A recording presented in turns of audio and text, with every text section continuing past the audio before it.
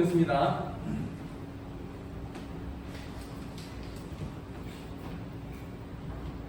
오늘 함께 나누실 말씀은 요한복음 13장입니다. 요한복음 13장 1절부터 20절까지 말씀입니다. 요한복음 13장 1절부터 20절까지입니다. 같이 읽겠습니다. 6월절 전에 예수께서 자기가 세상을 떠나 아버지께로 돌아가실 때가 이런 줄 아시고 세상에 있는 자기 사람들을 사랑하시되 끝까지 사랑하시니라. 마귀가 벌써 시몬의 아들 가룟 유다의 마음에 예수를 팔려는 생각을 넣었더라. 저녁 먹는 중 예수는 아버지께서 모든 것을 자기 손에 맡기신 것과 또 자기가 하나님께로부터 오셨다가 하나님께로 돌아가실 것을 아시고 저녁 잡수시던 자리에서 일어나 겉옷을 벗고 수건을 가져다가 허리에 두르시고 이에 대야에 물을 떠서 제자들의 발을 씻으시고 그 두르신 수건으로 닦기를 시작하여 시몬 베드로에게 이르시되 베드로가 이르되 주여 주께서 내 발을 씻으시나이까. 예수께서 대답하여 이르시되 내가 하는 것을 네가 지금은 알지 못하나 이후에는 아니라. 베드로가 이르되 내 발을 절대로 씻지 못하시리이다. 예수께서 대답하시되 내가 너를 씻어주지 아니하면 네가 나와 상관이 없느니라. 시몬 베드로가 이르되 주여 내 발뿐 아니라 손과 머리도 씻어 주옵소서. 예수께서 이르시되 이미 목욕한 자는 발밖에 씻을 필요가 없느니라. 온 몸이 깨끗하니라. 너희가 깨끗하나 나는 아니니라 하시니 이는 자기를 팔 자가 누구인지 아시니라. 그러므로 나는 깨끗하지 아니하다 하시니라. 그들의 발을 씻으신 후에 옷을 입으시고 다시 앉아 그들에게 이르시되 내가 너희에게 행한 것을 너희가 아느냐. 너희가 나를 선생이라 또는 주라 하니 너희 말이 옳도다. 내가 주와 또는 선생이 되어 너희 발을 씻었으니 너희도 스스로 발을 씻어주는 것이 옳으니라. 내가 너희에게 행한 것 같이 너희도 행하게 하게 하여 본을 보여주노라. 내가 진실로 진실로 너희에게 이르노니 종이 주인보다 크지 못하고 보냄을 받은 자가 보낸 자보다 크지 못하나니 너희가 이것을 알고 행하면 복이 있으리라. 내가 너희 모두를 밝혀 말하는 것이 아니니라. 나는 내가 택한 자들이 누구인지 아니니라. 그러나 내 떡을 먹는 자가 내게 발꿈치를 들었다 한 성경을 응하게 하려는 것이니라. 지금부터 이 일이 일어나기 전에 미리 너희에게 일러두면 일이 일어날 때에 내가 그인 줄 너희가 믿게 하려 함이로라. 내가 진실로 진실로 너희에게 이르노니 내가 보낸 자를 영접하는 자는 나를 영접하는 것이요 나를 영접하는 자는 나를 보내주기를 영접하는 것입니다. 아멘. 예수님께서 보여주신 겸손과 섬김이라는 제목으로 이 시간 함께 은혜 나누기를 원합니다. 오늘 본문의 시작은 예수님께서 자기가 세상을 떠나서 이제 아버지께로 돌아갈 때가 이런 줄 아시고 제자들을 사랑하시되 끝까지 사랑하셨다라고 했습니다.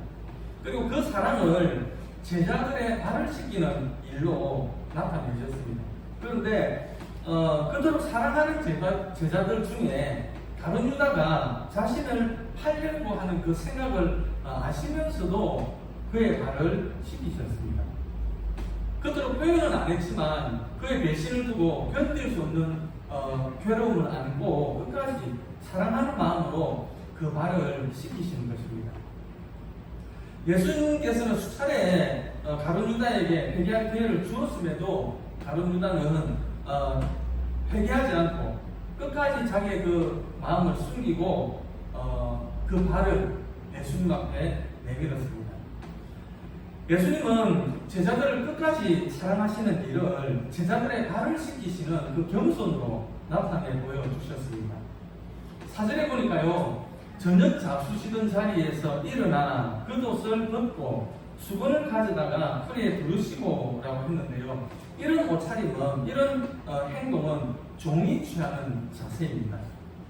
스승이시면서 또 거룩한 하나님의 아들이신 예수님께서 낮고 천한 종의 자리로 내려가셔서 제자들의 발을 씻기시는 그 겸손을 보이신 것입니다. 자기를 대신한 그 가룟 유다의 발을 씻기심으로 겸손의 덕치 그리고 사랑의 덕치를 보여주신 것입니다. 제자들의 발을 씻기신 후에 예수님께서 이렇게 말씀하시죠. 12절부터 17절까지 말씀인데요. 그들의 발을 씻으신 후에 옷을 입으시고 다시 앉아 그들에게 이르시되 내가 너희에게 행한 것을 너희가 아느냐? 너희가 나를 선생이라 또는 주라 하니 너희 말이 옳도다. 내가 그러하다. 내가 주와 또는 선생이 되어 너희 발을 씻었으니 너희도 스스로 발을 씻어주는 것이 옳으니라. 내가 너희에게 행한 것 같이 너희도 행하게 하게 하여 본을 보여주라. 내가 진실로 너희에게 이르노니 종이 주인보다 크지 못하고 보냄을 받은 자가 보낸 자보다 크지 못하나니 너희가 이것을 알고 행하면 복이 있으리라 라고 했습니다. 간단하게 말하면 자신을 낮추어서 이웃을 사랑으로 섬기는 사람이 복이 있다는 말씀입니다. 예수님은 겸손으로 인류를 구원하셨습니다. 빌립보서 2장 5절부터 8절까지 말씀인데요. 너희 안에 이 마음을 품으라. 곧 그리스도 예수의 마음이니 그는 근본 하나님의 본체시나 하나님과 동등됨을 취할 것으로 여기지 아니하시고 오히려 자기를 비워 종의 형체를 가지사 그들과 같이 사람들과 같이 되셨고 사람의 모양으로 나타나사 자기를 낮추시고 죽기까지 복종하셨으니 곧 십자가에 죽으심이라 라고 했습니다. 예수 그리스도는 본래 하나님의 본체입니다. 즉 하나님이시지만 자기를 비워서 종의 형체를 취해서 사람의 모양으로 이 세상에 나타나신 분입니다. 그리고 십자가에서 죽기까지 인간을 사랑하시는 표현이 바로 종의 형체죠. 종의 형체. 사람의 모양으로 오셔서 친히 그 겸손을 보여주신 것입니다. 마태복음 11장 29절 말씀인데요. 나는 마음이 온유하고 겸손하니 나의 멍에를 메고 내게 배우라. 그러면 너희 마음이 쉼을 얻으리니 라고 했습니다. 우리가 겸손을 신앙 훈련의 목표로 삼고 예수님의 삶을 통해서 겸손을 배워야 하겠습니다. 하나님은 이스라엘 백성들을 그 약속의 땅 가나안으로 인도하시면서 끊임없이 훈련시키신 것이 바로 이 겸손이었습니다. 신명기 8장 1절부터 3절까지 말씀인데요. 내가 오늘 명하는 모든 명령을 너희는 지켜 행하라. 그리하면 너희가 살고 번성하고 여호와께서 너희의 조상들에게 맹세하신 땅에 들어가서 그것을 차지하리라. 내 하나님 여호와께서 이 40년 동안에 내게 광야길을 걷게 하신 것을 기억하라. 이는 너를 낮추시며 너를 시험하사 내 마음이 어떠한지 그 명령을 지키는지 지키지 않는지 알게 하심이라.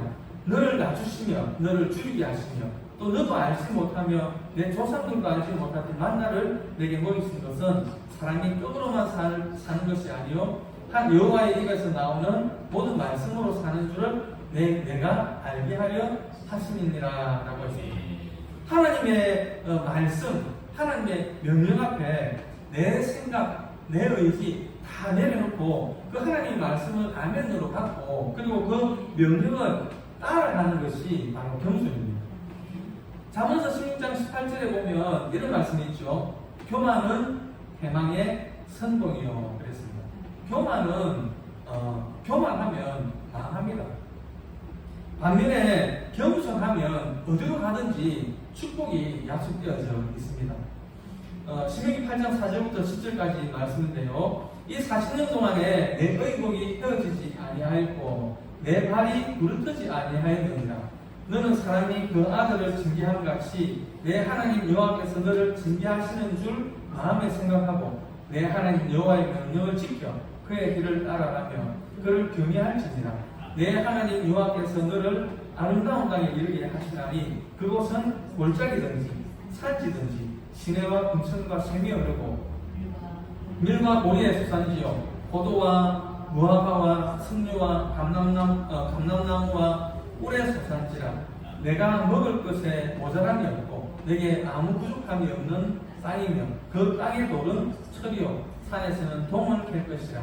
내가 먹어서 배부르고 내 하나님 여호와께서 옥조를 내게 주셨으므로 주셨으므로 말미암아 그를 찬송하리라라고. 하나님의 이 겸손의 훈련은 결국 이스라엘 민족에게, 이스라엘 백성에게 축복하기 위함이었다는 것이죠. 그게 신명기 8장 16절에 말씀을 하고 있죠. 내 조상들도 알지 못하던 만나를 광야에서 내게 먹이셨나니 이는 다 너를 낮추시며 너를 시험하사 마침내 내게 복을 주려 하심이었느니라. 예수님께서 보여주신 겸손을 우리가 배워서 사랑으로 섬기고 마침내 하나님의 축복을 받는 우리 주사랑교회가 되기를 바랍니다. 예수님이 보여주신 그 겸손은 십자가에서의 죽음입니다. 그것은 곧 자기 부정을 말하는 것입니다. 빌립보서 2장 8절 말씀입니다. 사랑의 모양으로 나타나사 자기를 낮추시고 죽기까지 복종하셨으니 곧 십자가에 죽으심이라. 자아가 완전히 죽은 사람을 겸손하다라고 말을 합니다. 자아가 죽지 않은 그 겸손은 어떻게 보면 윗선일 수도 있습니다.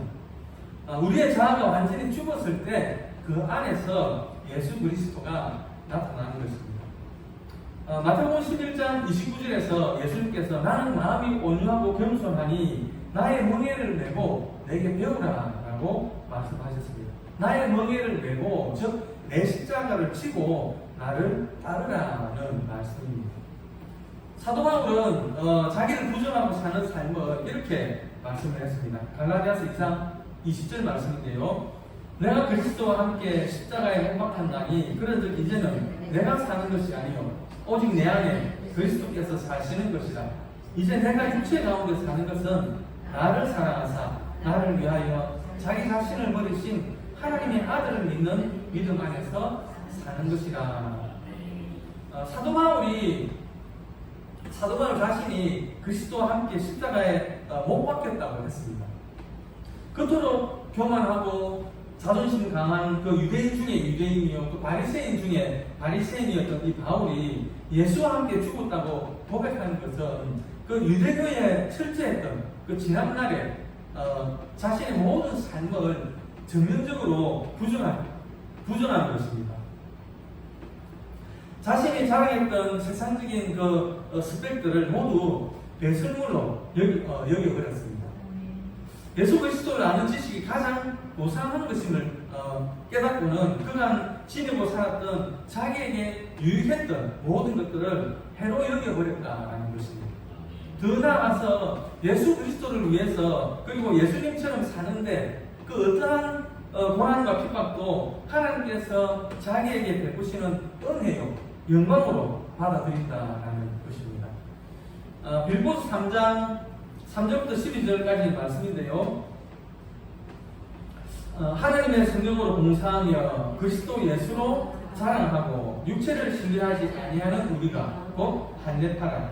그러나 나도 육체를 신뢰할 만하며 만일 누구든지 다른 이가 육체를 신뢰할 것이 있는 줄로 생각하면 나는 더욱 그러하리니 나는 8일 만에 할례를 받고 이스라엘 족속이요 베냐민 지파요 히브리인 중에 히브리인이요 율법으로는 바리새인이요 열심으로는 교회를 박해하고 율법의 의로는 흠이 없는 자라. 그러나 무엇이든지 내게 유익하는 것을 내가 그리스도를 위하여 다 해로 여길 뿐더러 또한 모든 것을 해로 여김은 내 주 그리스도 예수를 아는 지식이 가장 고상하기 때문이라. 내가 그를 위하여 모든 것을 잃어버리고 배설물로 여김은 그리스도를 얻고 그 안에서 발견되려 하매니 내가 가진 의는 율법에서 난 것이 아니요 오직 그리스도를 믿음으로 말미암은 것이니 곧 믿음으로 하나님께로부터 난 아니라 그 부활의 본능과 그 고난의 참여함을 알고자 하여 그의 죽으심을 본받아 어떻게 했으든지 죽은 자 가운데서 부활에 이르려 하노니 내가 이게 얻었다 함도 아니요 온전히 이루었다 함도 아니라 오직 내가 그리스도 예수께 잡힌 바 된 그것을 잡으려고 달려가노라. 그리스도와 함께 죽은 이후에 그가 지고 가는 십자가는 궁극적으로 보통의 삶이 아니라 오히려 영광과 승리의 삶이었다는 것입니다. 바울은 십자가 위에서 율법의 모든 요구를 완성하시고 죽었다가 3일 만에 부활하신 예수 그리스도 안에서 새로운 삶을 살게 되었다라는 것을 고백하고 있는 것입니다. 로마서 6장 4절 말씀인데요. 그러므로 우리가 그의 죽으심과 합하여 세례를 받음으로 그와 함께 장사되었나니 이는 아버지의 영광으로 말미암아 그리스도를 죽은 자 가운데서 살리심과 같이 우리로 또한 새 생명 가운데서 행하게 하려 함이라라고 했습니다. 사도 바울의 옛사람, 자기 교만과 바리새인의 자존심을 버리는 것이 잠시 동안 패배감과 고통을 안겨주었지만 그리스도께서 그 안에 사심으로 인해서 얻은 자유와 평안은 그 고통과 좋게 비교할 수 없는 영광이었다라는 것입니다. 이러한 고백으로 사도 바울은 비록 죄한된 육체 가운데 살았지만 더 이상 자신을 위해서 살지 않고 그러니까 자신의 육체를 위해서 살지 않고 성령을 쫓아서 사는 삶을 살았습니다. 참으로 사도 바울은 예수 그리스도의 마음을 품고 살았습니다. 겸손의 생활은 오직 예수 그리스도를 마음속에 모셔야 이루어지는 것입니다. 물은 가장 낮은 곳으로 흐릅니다. 그리고 그 가장 낮은 곳에 있는 골짜기를 채우죠. 하나님께서는 마음이 비어있고 스스로 낮은 데 처해져 있는 피조물을 끊임없이 찾고 있습니다. 그리고 그곳에 하나님의 은혜와 능력을 채워주십니다. 그러한 사람을 찾아서 그의 영광과 그의 능력을 부어서 그를 높이기도 하시고 또 축복하기도 하십니다. 그러므로 진정한 은혜를 갈급해 하는 사람은 자기를 낮추는 일을 목표로 삼아야 할 것입니다. 우리가 그리스도의 겸손을 생활을 통해서 이웃에게 나타내지 못하면 하나님 앞에서 우리의 겸손은 무가치한 것이 될 것입니다. 제자들의 발을 씻기시던 그리스도의 섬김이야말로 참된 겸손의 가치를 보여주시는 것입니다. 여러분, 겸손한 사람에게는 시기와 질투가 있을 수 없습니다. 겸손한 사람은 자기 앞에서 다른 사람들이 섬김을 받고 존경을 받을 때에 기쁨으로 하나님을 찬양합니다. 다른 사람은 칭찬을 받고 자기는 오히려 멸시천대를 받고 무시를 당해도 참을 수가 있는 것입니다. 또 겸손한 사람은 회개하는 사람입니다. 회개하는 사람이 거룩한 사람입니다. 바리새인들은 스스로가 가장 거룩한 사람이라고 생각을 했습니다. 하지만 바리새인들은 회개가 없는 교만한 사람들이었습니다. 회개하지 않는 교만한 사람은 기도를 하지 않을 뿐더러 또한 그들의 기도는 하나님 앞에 상달되지도 않습니다. 마지막으로 겸손한 가정이 수준 높은 가정입니다. 겸손한 교회가 수준 높은 교회입니다. 겸손한 사회가 수준 높은 사회입니다. 남을 나보다 낮게 여기는 그런 가정, 교회, 사회가 수준이 높으며 깨끗하고 평안하며 살기 좋은 곳입니다. 마태복음 20장 26절의 말씀인데요. 너희 중에 누구든지 크고자 하는 자는 너희를 섬기는 자가 되고 그랬습니다. 그리고 27절에서는요. 너희 중에 누구든지 어떤이 되고자 하는 자는 너희의 종이 되어야 하리라 라고 했습니다. 28절에서는요. 인자가 온 것은 섬김을 받으려 함이 아니라 도리어 섬기려 하고 자기 목숨을 많은 사람의 대속물로 주려 함이다 라고 했습니다. 은혜 중에 가장 큰 은혜는 겸손입니다. 겸손으로서 이웃을 섬기는 우리 수사랑교회가 되고 또 우리 수사랑교회 성도님들이 되시기를 주님